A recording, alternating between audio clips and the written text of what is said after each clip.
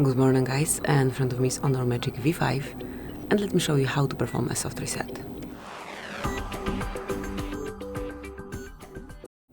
So once you want to perform a soft reset of your device, just tap on power button along with volume down button, tap and hold for around 10 seconds.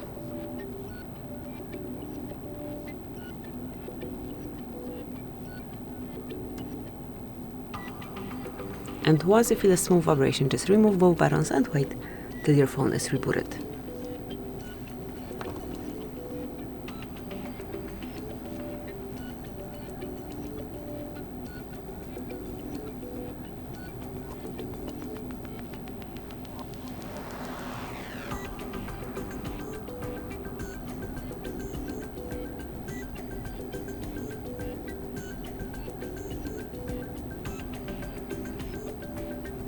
Now provide your PIN code if you have one.